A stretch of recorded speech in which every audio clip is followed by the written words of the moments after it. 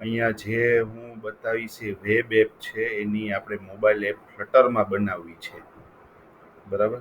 અહીંયા ખાલી આ લોકોનું એક પોતાનું સિંગલ પેકેજ છે, એટલે ખાલી પાસવર્ડ માંગ્યો છે. આપણે યુઝર નેમ ને પાસવર્ડ બે આવશે, ફરગેટ પાસવર્ડ આવશે, એ એસએમએસથી ફાયરબેઝથી થવું જોઈએ, અને ત્રીજું રજિસ્ટ્રેશન થશે. રજિસ્ટ્રેશનમાં નામ, મોબાઈલ અને પાસવર્ડ ને કન્ફર્મ પાસવર્ડ, આટલું જ, બરાબર. હવે હું આમાં સાઇન ઇન થાઉં છું, બરાબર. હવે આનો છે ને મેઇન એન્ટ્રી સ્ક્રીન છે એ એડ જર્નલ છે, બરાબર છે. આમાં શું કરવાનું છે તો કે આજની ડેટ બાય ડિફોલ્ટ સિલેક્ટેડ આવવી જોઈએ, એક ડ્રોપ ડાઉન આવવું જોઈએ કે ફ્રોમ એકાઉન્ટ, અને એક બીજું ડ્રોપ ડાઉન આવવું જોઈએ ટુ એકાઉન્ટનું, બરાબર છે. હવે અહીંયા આ લોકોની વેબ એપમાં એવું છે કે અહીંયા માસ્ટરમાંથી એકાઉન્ટ ક્રિએટ કર્યું ને તો જ અહીંયા નામ આવે.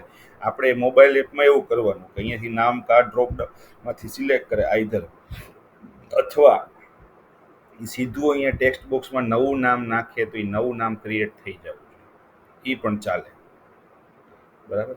એટલે એવું નહીં કે એને માસ્ટરમાં જઈને નામ ક્રિએટ કરવું પડે તો જ કામ થશે, એ સીધું અહીંયાથી નામ નાખે તો પણ કામ થઈ જવું છે.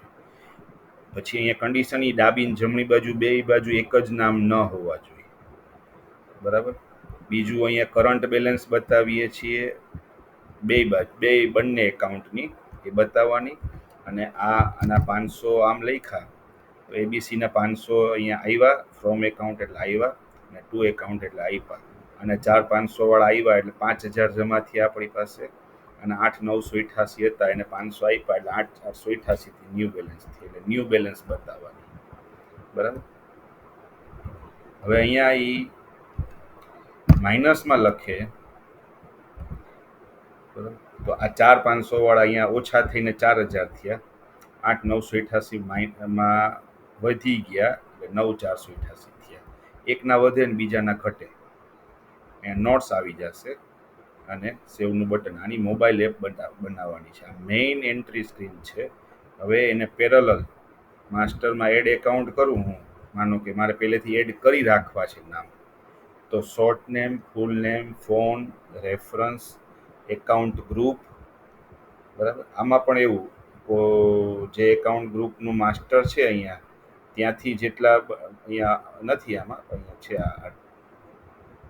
આમાંથી જેટલા ગ્રુપ બનાવેલા હોય એટલા એ ત્યાં આવવા જોઈએ, નવા એ અહીંયાથી ક્રિએટ કરી શકતો હોવો જોઈએ અહીંયાથી નાખી, બરાબર. અને આ એકાઉન્ટ જે બની રહ્યું છે એનું આ ઓપનિંગ બેલેન્સ આવી ગઈ, બરાબર. ઓપનિંગ બેલેન્સ એટલે શું? આ પેકેજ જ્યારે વાપરવાનું ચાલુ કરે ત્યારે એના કેટલા જમા ઉધાર હતા, એ -500 પણ લખી શકે અને પ્લસમાં 700 એમ પણ લખી શકે, બરાબર. પછી આ લિસ્ટ છે, જે એકાઉન્ટનું લિસ્ટ છે, બરાબર છે. રિપોર્ટમાં લેજર છે, એટલે અહીંયા જે એન્ટ્રી થઈ બધી જર્નલમાં એ અહીંયા બતાવશું. એક્શન છે, ડેટ છે, નોટ્સ છે, ઓપોઝિટ એકાઉન્ટ, ફ્રોમ ને ટુ વાળા એકાઉન્ટની વાત છે, જમા થયા કે ડેબિટ થયા, ક્રેડિટ કે ડેબિટ, અને એ એન્ટ્રીની બેલેન્સ ઇફેક્ટ, બરાબર છે. અત્યારે 1/4 હું જોઉં છું તો 31/3 પ્રમાણે એની ઓપનિંગ બેલેન્સ શું છે એ અહીંયા આવી ગઈ.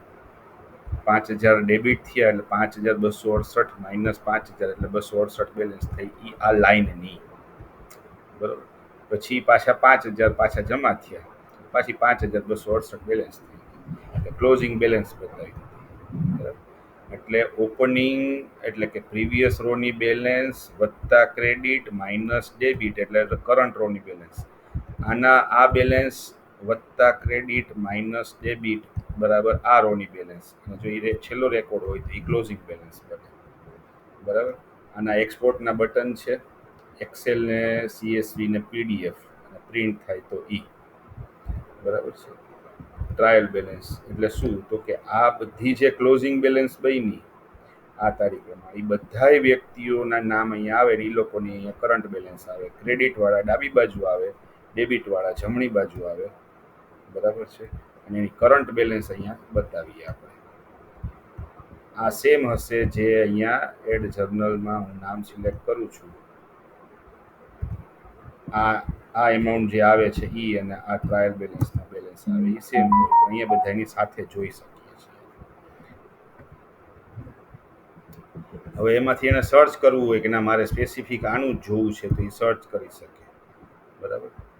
અથવા તો એ એમ કહે કે મારે સ્પેસિફિક બધા કેશ ઇન હેન્ડવાળા જ જોવા છે તો એ જોઈ શકે. એમાં બે છે, ABC1 ને ABC9 અને સુપર એડમિન 3 છે. તો એ બરાબર, આ બે સિલેક્ટ ન કરે તો ઓલ આવી જાય.